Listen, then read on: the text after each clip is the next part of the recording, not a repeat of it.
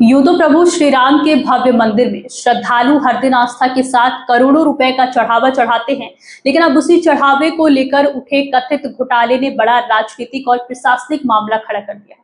पहले इस खबर ने हलचल मचाई, फिर एसआईटी जांच की सिफारिश हुई और अब इस मामले में एफआईआर दर्ज होने के साथ कई लोगों को हिरासत में भी ले लिया गया है। इसी बीच अयोध्या से समाजवादी पार्टी के सांसद अवधेश प्रसाद की प्रतिक्रिया भी सामने आई, जिन्होंने जांच पर अपनी बात रखते हुए कहा कि दोषियों को प्रभु श्री राम स्वयं दंडित करेंगे। ऐसे में सवाल यही है कि आखिर इस पूरे मामले में अब तक क्या क्या हुआ और जांच किस मोड़ पर पहुंच चुकी है, आइए विस्तार से समझते हैं। दरअसल उत्तर प्रदेश सरकार के निर्देश पर एसआईटी यानी विशेष जांच दल की शुरुआती जांच के बाद इस मामले में राम जन्मभूमि कोतवाली में एफआईआर दर्ज कर ली गई है। ये कार्रवाई श्री राम जन्मभूमि तीर्थ क्षेत्र ट्रस्ट के श्री कृष्ण मोहन की शिकायत के आधार पर की गई। शुरुआती जांच में मिले तथ्यों के बाद पुलिस ने मामला दर्ज करते हुए जांच तेज कर दी।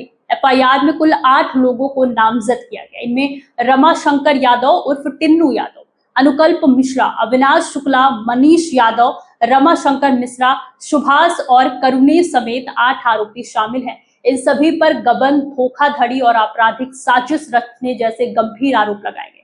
देर शाम पुलिस ने सभी नामजद आरोपियों को हिरासत में ले लिया, जिसके बाद पूरे मामले ने और ज्यादा तूल पकड़ लिया है। इसी बीच इस पूरे मामले पर सपा सांसद अवधेश प्रसाद ने अपनी प्रतिक्रिया दी।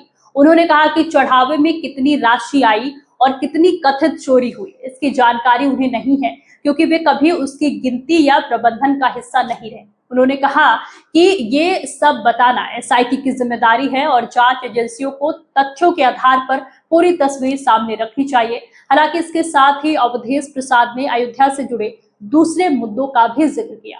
उन्होंने कहा कि उनकी प्राथमिकता उन लोगों की समस्याएं हैं जिनके घर तोड़े जा रहे हैं, जिन्हें मुआवजा नहीं मिला, जिनकी जमीन अधिग्रहित की जा रही है और जो रोजमर्रा की परेशानियों से जूझ रहे हैं।